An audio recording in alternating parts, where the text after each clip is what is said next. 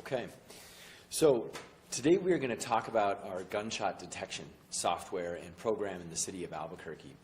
And this is something actually when I even was running for this job and when I first got it, I would visit other cities. And in fact, I visited real-time crime centers in Detroit and Chihuahua. And the first question people would ask me is, does your city have gunshot detection? And I would at first be like, well, I don't know, I have to check, and then as I quickly learned, we did not. And so this is by far and away one of the most effective pieces of technology that cities are deploying all across our country, and in fact, all across the globe. So we are very grateful to have it finally here in the city of Albuquerque. So when I came in and sort of first heard this and did a little bit of research, I realized that we needed to get this done as fast as possible. And it had been talked about for a while, but basically wasn't happening at all. And then we really shifted into overdrive. And our state legislators helped fund this, as well as the governor. This was part of our crime-fighting technology funding package that we put out really over the last 2 years, but specifically in last year's session as well. And so that funding, with some help from City Council, enabled us to do this. And then the team, which you're going to hear from shortly, really did a great job with our own, the civilian technology department, as well as over on the APD side.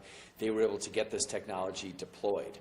Now, this obviously is a crime-fighting technology tool, so there are certain aspects of it that aren't really appropriate legally that we can sort of go into, but we do want to inform the public that we do have it and we're using it, and we very, very much believe it's going to help bring down gun violence in Albuquerque. So that's what this is about, and let me actually move over to a short video to help walk us through it. A gun is fired somewhere in your city. So what happens now? ShotSpotter is a new technology that the city of Albuquerque has brought to the forefront of our fight against violent crime. ShotSpotter is a network of acoustical sensors that are placed throughout the city that enable us to hear and detect the sounds of gunfire. The Incident Review Center sends us the alert of a gunshot activation. Our officers are able to receive that notification right on their agency-issued smartphones. It's also sent to our dispatch center, so it can be sent out as a priority one call, and we also receive it here at the real-time crime center. It helps us build cases, and it helps us connect shootings to one another with the fact that we're able to now gather shell casings, and we could use our integrated ballistic system NIDIM to identify if these cases are related to other shootings. Since our go-live date of July 17th, we've received approximately 800 gunshot activations. It's technology that very advanced cities have and that cities are using to move forward against their fight against gun violence. Okay, a little bit more on this. I first just want to acknowledge, as a resident of Albuquerque, we all have known about this gunshot challenge and also hear this all the time, right? So people are like, I heard gunshots. And even in my own neighborhood, it's the same thing. I will wake up just like everyone else and say, I wonder if those were gunshots. So this software and this acoustic detection system is really, really important because now we're actually able to verify whether they're gunshots or whether they're not, and more importantly, to a crime-fighting perspective, we can have officers right away know where those gunshots came from. So instead of I heard gunshots in my neighborhood, we can actually pinpoint roughly down to the intersection or to the house where those gunshots came from. And so that makes it a lot easier too. So, when a lot of people call 911 or 311 and they say, I heard gunshots, and the script will ask, well, where did you hear them? And, it's somewhat difficult. Well, I heard them down the street, right? This actually really narrows it down.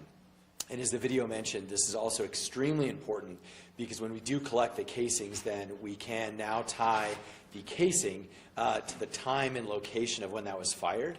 And so that goes a long way when it comes to successful prosecution with our partners more on the legal side. So I do want to mention, of course, that as was mentioned on the video, we've used this to detect over 900 gunshots. Look, I will tell you, we all knew there were a lot of gunshots in Albuquerque. It's no surprise to anyone. But now we've actually are able to quantify that in some ways, and it is extremely high. There is no doubt. But now we actually have a tool to hopefully actually try and do something about it. We also know that together NIBINS, that is our casing National Registry Technology Tracking System, and ShotSpotter, again, and our radio program, which is going to be rolled out finally in, I think, December and January. These three things together constitute basically bringing our department up to 2010 standards in terms of crime-fighting technology. So we are quickly catching up, and it's a very good thing for our city. Now, I want to mention also that this provides immediate information, ShotSpotter, to the location of the shooters right to the officer's smartphone.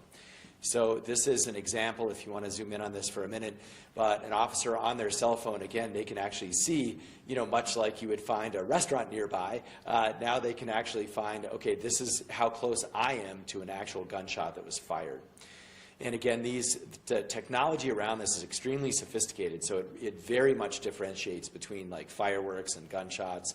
And so that's all been worked out in other cities. So we're also, I think, buying into this technology at the right time when we know it's very accurate. This isn't new technology, it's just new to Albuquerque. Now, ShotSpotter, as I mentioned, provides an immediate location of shootings and a more complete picture of what happens at incidents.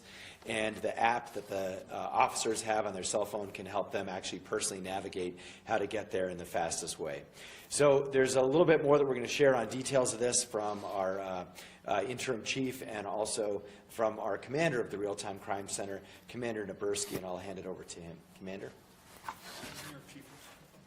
Oh, okay. And this is sliding off the podium, so if you want to just rest your hand on it or whatever, you're okay. Good morning. First of all, I'd like to just say that gunshot detection technology is a game changer for the Albuquerque Police Department in its fight for what we consider our #1 priority. Crime reduction is our #1 priority, and specifically gun violence is something that we want to address, and we know that we need to lower these rates within the city. As a street cop working the Southwest Area Command for many years, and of those 14 years that I spent on patrol, I want to make sure that we empower our area commanders to fight the crime that they see as the issue and that their residents are telling them are the priorities within their area command. Gun violence is a problem for our entire city, but specifically our Southwest and Southeast area commands are seeing the highest rates of gun violence. And one of the reasons that we can now really support this is because of the ShotSpotter technology that we're using and the fact that we're able to gather data from shots being fired in the area.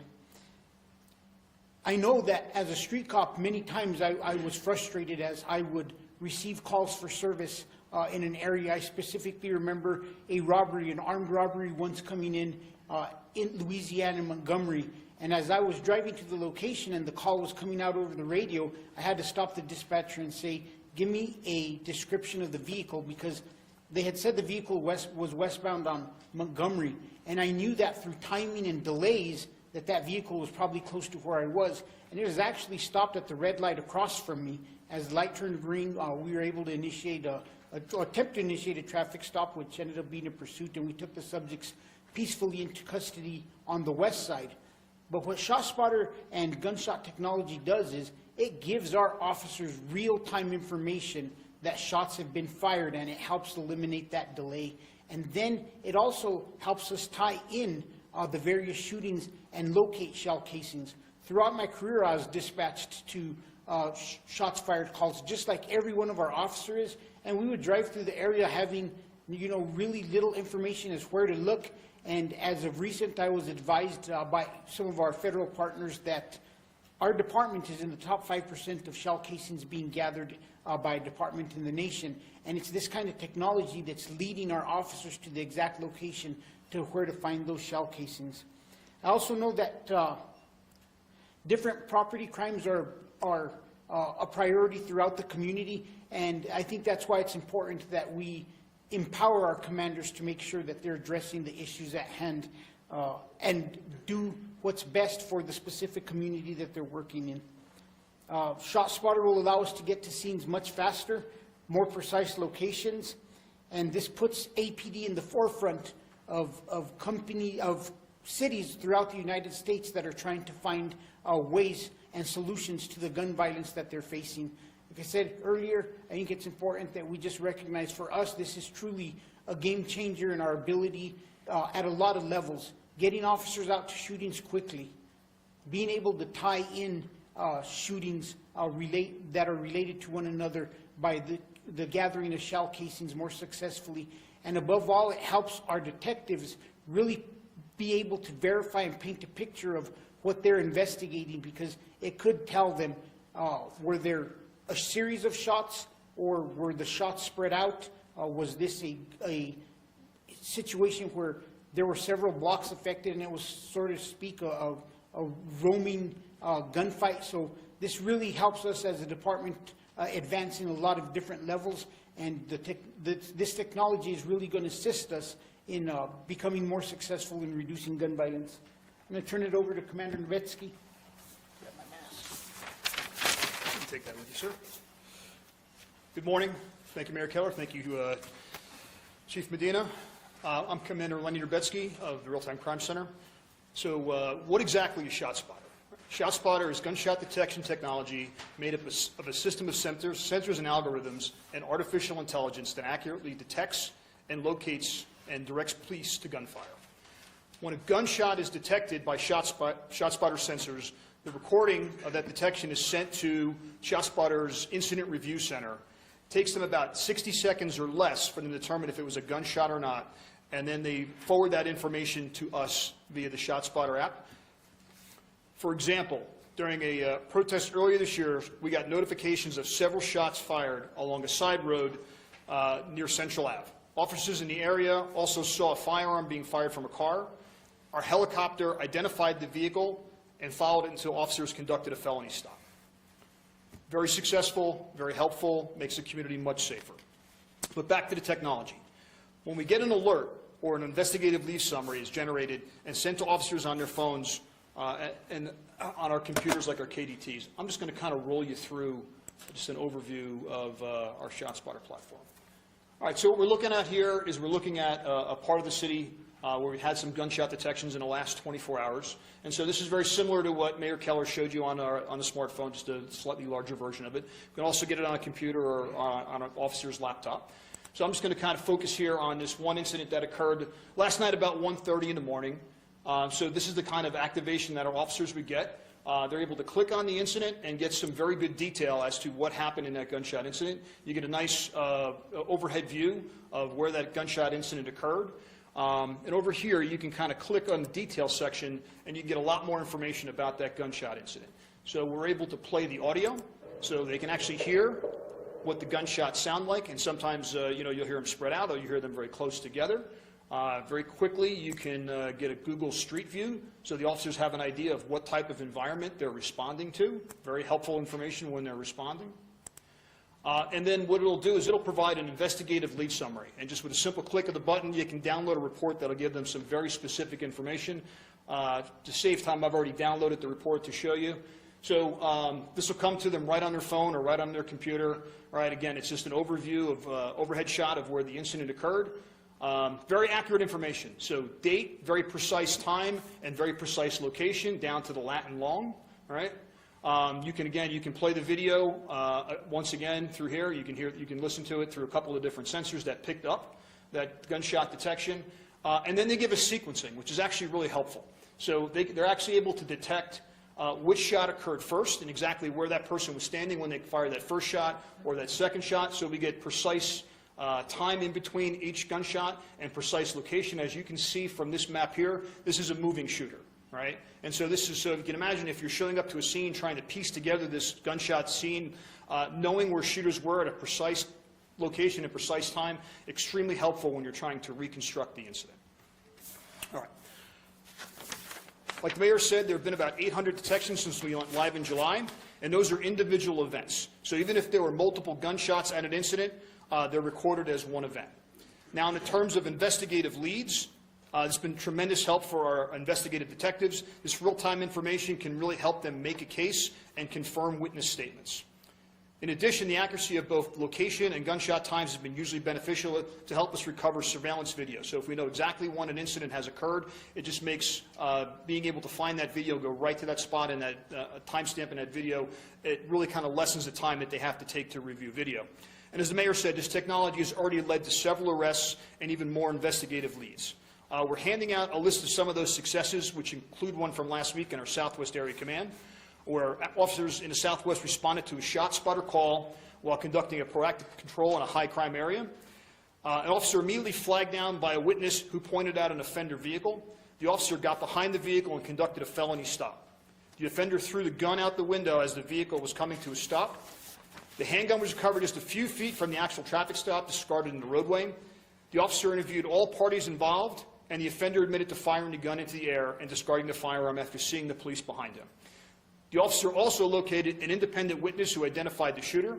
In this case, our shooter, Mr. Gutierrez, was arrested for shooting at or from a motor vehicle and tampering with evidence. Shell casings were also recovered at the scene.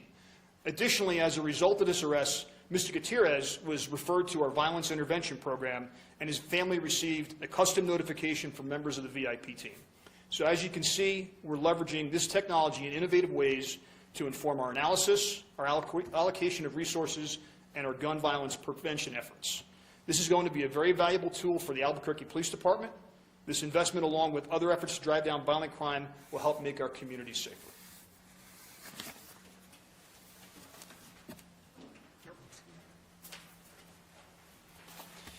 Okay, well, I really appreciate the team's hard work on this, and this is something, again, that when I talk to mayors around the country, literally, they tell me this is the #1 most important technology they've invested in. And so hopefully that's going to play out the same way here. So with that, I think we'll certainly be here for some questions. So Rebecca, do you want to organize us here? Sure. Does anyone here have a question to start with? I have a question. In a recent interview with former Police Chief Mike Geyer, he rated his performance as police chief less than 8 on a scale 1 to 10 because of unfinished projects in the department. How would you rate Geyer's performance as far as police reform in his term? You know, I think we've spoken a lot about this numerous times, and so what I said from day one is that he did a lot of good work in year 1, and we did a lot of that together, and that was a good thing for our department in terms of restructuring. 2020 was challenging. We were just behind on a lot of things with respect to reform and crime fighting, and it was just the right time to make a change so that we're in a different place going forward. Okay, and then we have a question from TJ from KOAT. What are the mayor's thoughts on the city contractors not spending money on the voucher program? And then I'll do the second question for Chief after. Yeah, sure. And sorry, I know I'm supposed to repeat all the questions. So there's a question about the vouchers, not on this topic. And so the vouchers, we're as frustrated as anyone else when we see $700,000 not get out the door. And so we actually, I think really the issue was that we were trying to put more money in the same pipeline, and one, that pipeline isn't big enough to digest all that money and get it out to the homeless folks who need it. But number 2, with Corona, they were essentially not able to do that for a couple of months. So going forward, we're going to look at having multiple pipelines to get those dollars out. So I don't see that happening again. And sorry, the second question is for Mayor. Have Airbnbs been a problem in terms of police calls and shootings, and does the administration support the council's short-term rental ordinance? The questions about the short-term rental ordinance and challenges around Airbnbs. We have seen some challenges with respect to the parties that happened, especially over the summer and last year, where somebody would rent an Airbnb just to throw a giant party. And so that was an issue, and I think we definitely had some violent crime associated with that. Now, I do want to emphasize that is a small percentage, right, of all the Airbnbs. In terms of the legislation, we always look at the specifics, especially something like this when it gets to my desk. I haven't received it yet, but we can give you a more formal update after it's reviewed by our team on the 11th floor. Question for the chief or the commander. Does this help in putting together a case as far as the timeline? Is this something that you'll see this technology in a courtroom? Yes, it is something that you'll see in a courtroom, and it does help us put a case together.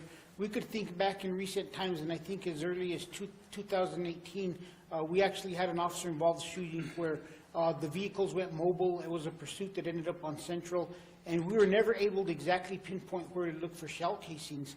So with this technology in situations like that, we will be able to get resources out to look at the areas where we're getting the gunshot technology to detect that the shots were being fired and get people to start looking for those cases. And then, of course, that's going to go into the court proceedings where they'd be able to testify that this technology led them to that area and they were able to find the evidence in that area, and that the two are supporting what they found, plus it's now supporting what officers or civilians were saying was occurring. So it is going to be something that helps us in the court system, and it is going to help us build stronger cases, because it's just going to help us confirm what individual witnesses are saying and the evidence that we're recovering and what others may be saying that they heard. So it definitely is going to help us. We have a couple more questions on Zoom. Anthony with the Journal. How many shot spotters are being utilized with this program, and when did the program begin? So a question about, how many are being used and when did it begin? One of these two, Sure. feel that. So we officially went live on July 17th of this year. So with regard to how often it's being used, it's 24 hours a day, 7 days a week. We're currently covering 3 of our area commands in the city of Albuquerque. And this next question, series of questions, is from Chris with KRQE. How much did this project cost in total, and is there a reoccurring cost for the use of this technology? Questions about the cost of this technology initially and the reoccurring cost? It's another one for Commander. Sure. So the cost of this technology, we're fortunate enough, extremely fortunate enough, to get some assistance from the legislature. So they were able to provide about approximately $1.2 million for this project, which will ensure that we have coverage for at least the next 3 years. And we have a couple that are the same question. Which area of commands is the program covering? So the question is, what areas does this cover? Once again, So currently, again, the technology is still very new. We're starting to use it. We're currently covering the Southwest, the Valley, and Southeast area commands. That's all we have to do. others in person? Okay, thanks everybody.